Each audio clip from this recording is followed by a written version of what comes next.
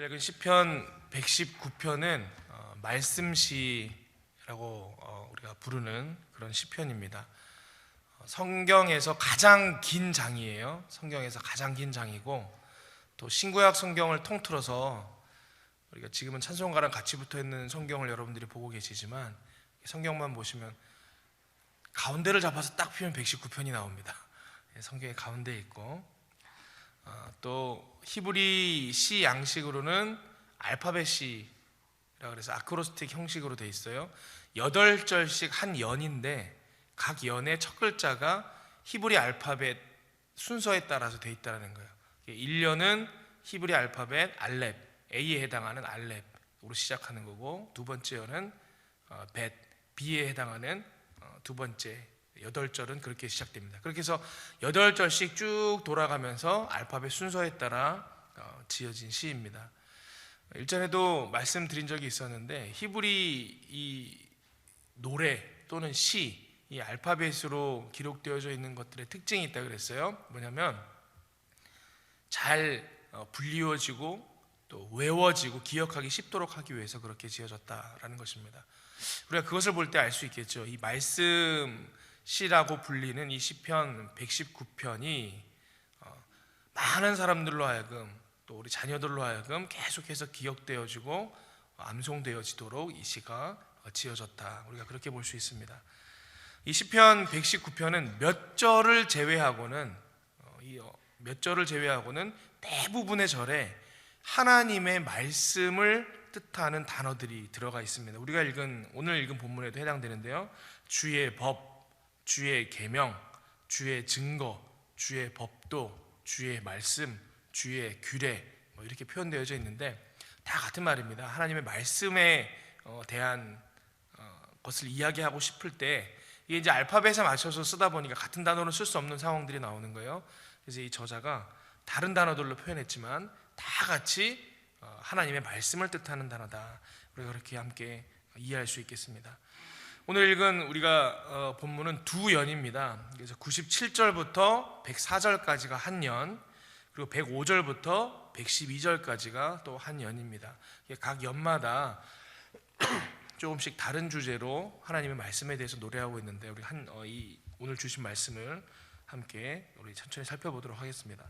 첫 번째 연이에요. 97절부터 104절까지 있는 한 연인데, 한 줄로 요약하면 주제가 그래요. 꿀송이보다 더 달콤한 주의 말씀이 우리를 지혜롭게 합니다. 한 줄로 정리하면 그렇습니다. 오늘 시편 저자가, 이 본문의 저자가 97절, 98절에 그렇게 얘기합니다.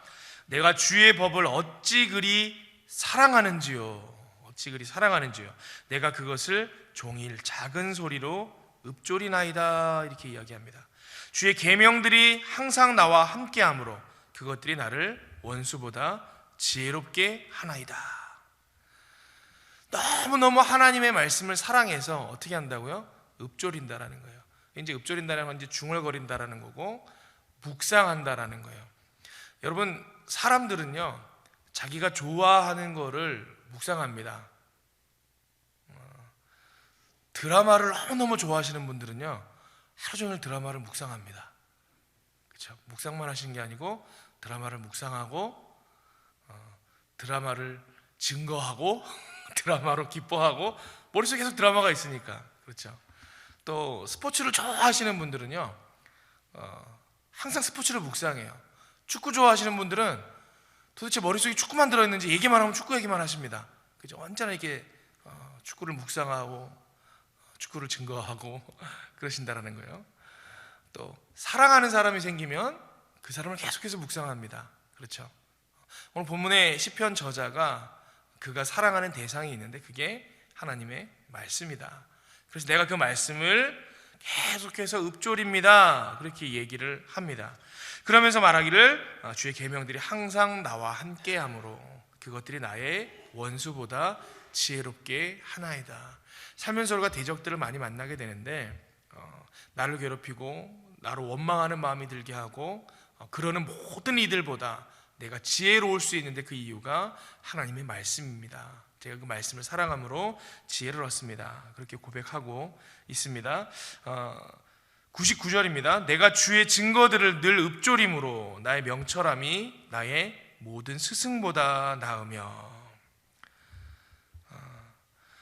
여러분, 우리가 하나님의 말씀을 통해서 이 지혜로워지는데 이 연에서 각 절이 그 지혜로워짐의 일종의 조건들을 나타내고 있는 거예요.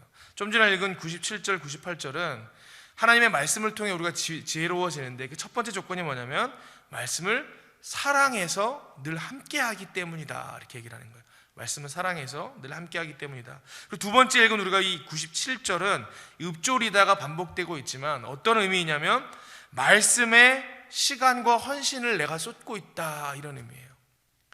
여러분, 우리가 무엇에 헌신하느냐에 따라서 우리가 다른 결과물이 나타나죠.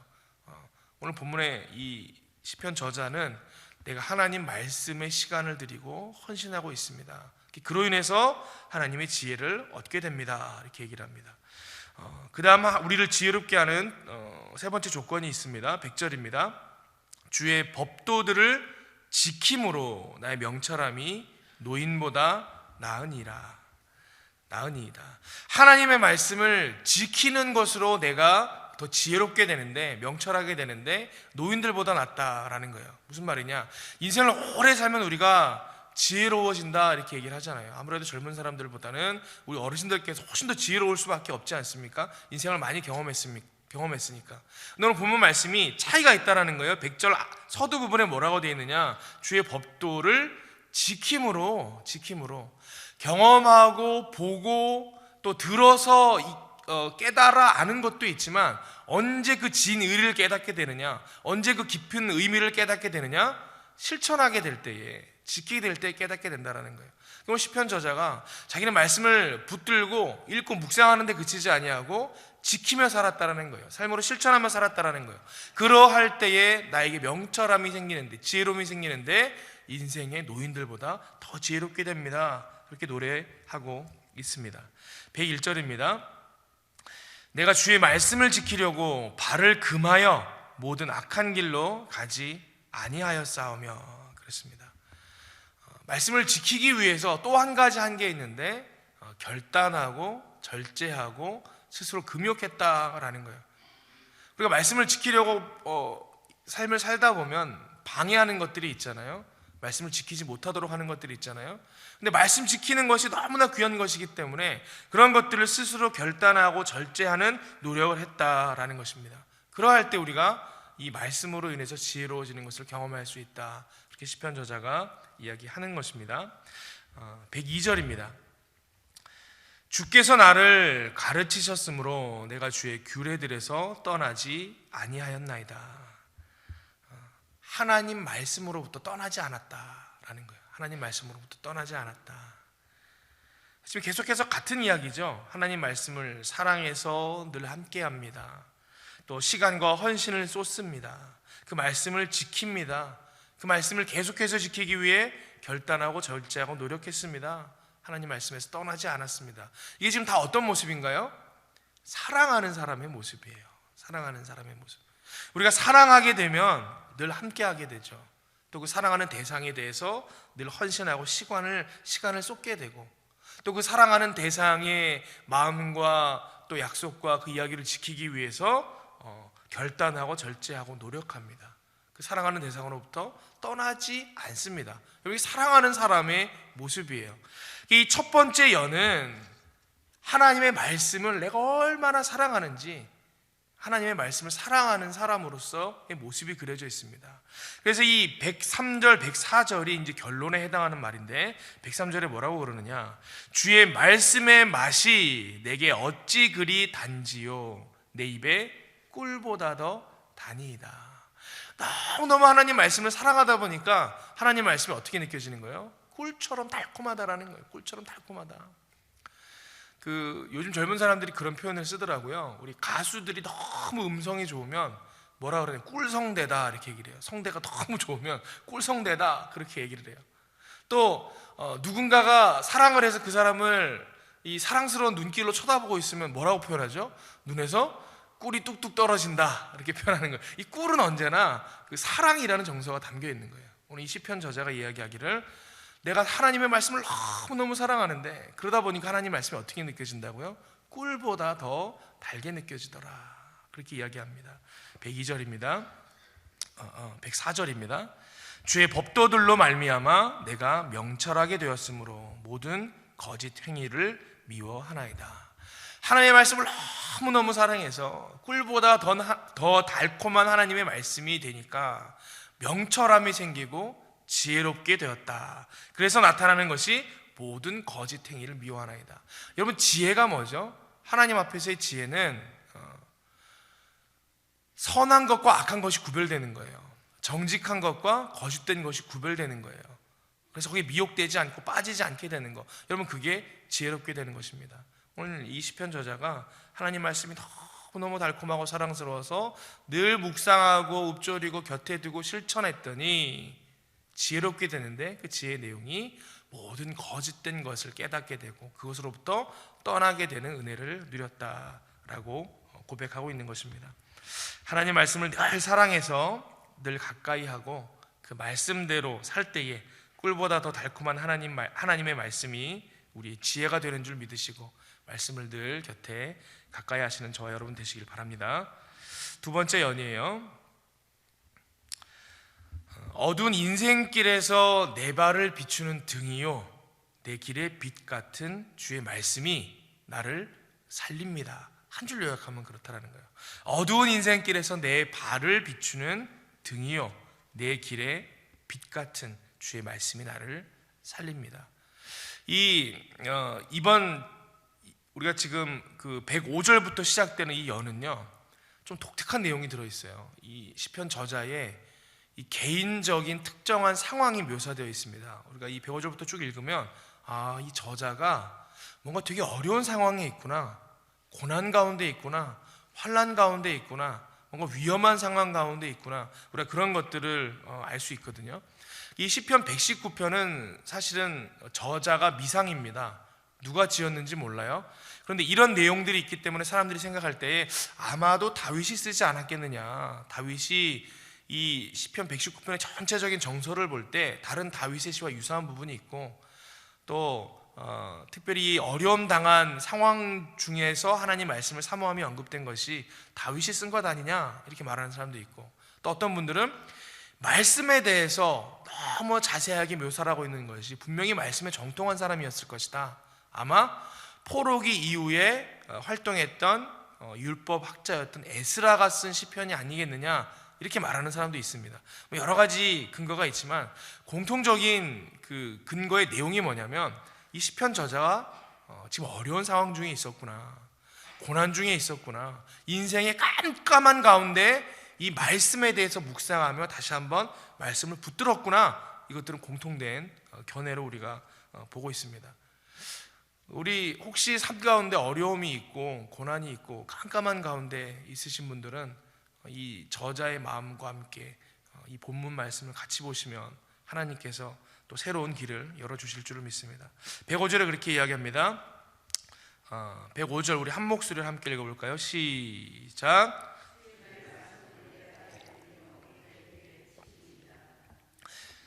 이 연을 시작할 때 주제를 벌써 이야기하는 거예요. 하나님의 말씀은 내 발의 등입니다.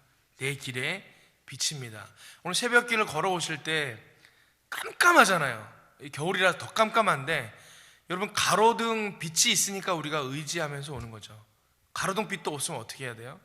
다 골목에서, 가로등도 안 켜진 골목에서 출발하신 분들은 저는 휴대폰을 이렇게 켜가지고 휴대폰 빛을 보면서 이렇게 오거든요. 내 발이 제대로 된 길을 가고 있는지, 웅덩이에 빠지진 않을지, 돌뿌리에 걸리진 않을지, 내 발 앞에 이렇게 등을 비추잖아요. 그죠? 또 내 길을 비추는 빛이 있어야 우리가 그 어두운 길을 헤쳐나갈 수 있습니다. 지금 이 저자가 어두운 인생길 가운데 있는 상황이다 보니까 하나님의 말씀만 의지하게 되는데, 그 말씀이 내가 이 말씀이 없으면 한 걸음도 내디딜 수 없는 그런 상황 속에 말씀이 내 빛이 됩니다. 그렇게 고백하며 시작하고 있습니다. 106절입니다. 주의 의로운 규례들을 지키기로 맹세하고 굳게 정하였나이다. 이 시편 저자의 의지가 나타나고 있는 거예요. 하나님, 내가 고난이 깊으면 깊을수록, 밤이 어두우면 어두울수록 내가 더욱 빛을 의지하게 됨과 같이 나 이런 어려운 삶의 상황 가운데 그 빛이 되신 하나님의 말씀을 더욱 지키기로 내가 굳게 정하였습니다. 지금 이렇게 고백하고 있는 것입니다. 107절입니다. 나의 고난이 매우 심하오니 여호와여 주의 말씀대로 나를 살아나게 하소서. 고난이 매우 심하오니 말씀대로 나를 살아나게 하소서. 여러분, 하나님의 말씀에 살리는 능력이 있는 줄 믿으시길 바랍니다. 여러분, 에스겔 골짜기에서 바싹 마른 뼈까지도 하나님의 말씀 앞에 새 생명을 얻고 살아나는 은혜가 있는 거예요. 우리의 삶에 누가 봐도 소망이 없는 환난 가운데 있을지라도 이 살리는 능력이 있는 하나님의 말씀이 임하면 다시금 회복되어지고 살아나게 됩니다. 여러분도 고난 가운데 있을 때 이 시편 저자와 같이 하나님의 말씀을 붙들므로 다시금 살아나는 은혜를 누리시길 바랍니다. 108절이에요. 여호와여 구하오니 내 입이 드리는 자원 제물을 받으시고 주의 공의를 내게 가르치소서. 여러분, 이 자원 제물은 성경에서 드리는 스스로 드리는 예물은 두 개예요. 화목제와 자원제가 있어요. 스스로 드리는 제물. 이게 뭐냐면 기뻐서 드리는 거예요. 감사해서 드리는 거예요. 하나님 앞에 드리는 제물인데, 흔히 이 자원 제물은 소나 양이나 이제 이런 것들을 제물로 드려야 되는데, 오늘 본문에 말하기를 뭘로 자원 제물을 드리느냐? 내 입이 드리는 자원 제물이다, 이렇게 이야기를 하는 거예요.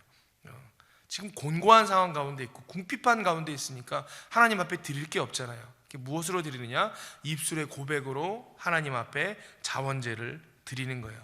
하나님 말씀과 가르침을 사모해서 내가 입으로, 내 입술로 자원제를 드립니다. 그렇게 고백합니다. 109절입니다. 나의 생명이 항상 위기에 있사오나 나는 주의 법을 잊지 아니합니다. 나의 생명이 언제나 위기 가운데 있지만, 지금 어려운 가운데 있지만 내가 그런 가운데도 하나님의 말씀을 잊지 아니합니다. 이렇게 고백합니다. 110절이에요. 악인들이 나를 해하려고 올무를 놓았사오나 나는 주의 법도들에서 떠나지 아니하였나이다. 여러분, 영적으로도 마찬가지죠. 하나님의 말씀에 의지해서 말씀 곁에 붙어 살려고 하면 누가 제일 싫어할까요? 악한 마귀가 제일 싫어하는 거예요. 그래서 항상 방해합니다. 말씀 보지 못하게 하고, 말씀 묵상하지 못하게 하고, 말씀을 듣지 못하게 하고, 말씀을 사랑하지 못하게 합니다. 우리가 늘 그 싸움을 할 수밖에 없다라는 거예요. 그러면 본문 이 말씀의 이 저자처럼 우리가 그러한 줄 알지만 악한 마귀가 끊임없이 우리를 말씀에서 떠나도록 하지만 나는 떠나지 아니하겠습니다. 이런 결단이 있어야 하는 것입니다. 111절입니다. 주의 증거들로 내가 영원히 나의 기업을 삼았사오니 이는 내 마음의 즐거움이 됩니다. 나의 기업, 나의 유산, 내가 지금 곤고한 가운데 있기 때문에 내가 유산이 있는 게 아니에요. 물려받을 유산이 있는 게 아니고 붙들 의지할 유산이 있는 게 아니에요. 무엇을 의지하겠다는 거죠? 하나님의 말씀이 내 기업이 되고 내 유산이 됩니다. 내가 의지할 나의 그 능력이 됩니다. 지금 그렇게 고백하고 있는 것입니다. 112절 내가 주의 율례들을 영원히 행하려고 내 마음을 기울였나이다. 그래야 내가 영원히 주의 말씀대로 행하려고 내 마음을 하나님께로 기울여 기대었습니다. 지금 그렇게 이야기하고 있습니다. 여러분, 말씀에 가까이 할 때 소망이 있습니다. 하나님의 말씀이 어두움을 빠져나와 살 길로 나아가는 빛이 되는 줄을 믿으시고 늘 하나님의 말씀에 가까이 하시는 저와 여러분들 되시기를 바랍니다. 함께 기도하겠습니다. 하나님의 말씀을 묵상합니다. 또 시편 저자와 같이 우리 어려운 상황 가운데 있을 때 하나님의 말씀을 의지합니다.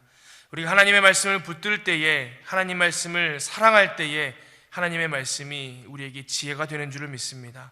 하나님의 말씀이 어두운 가운데 있는 우리에게 내 발을 비추는 등이요 내 길에 비친 줄 믿습니다.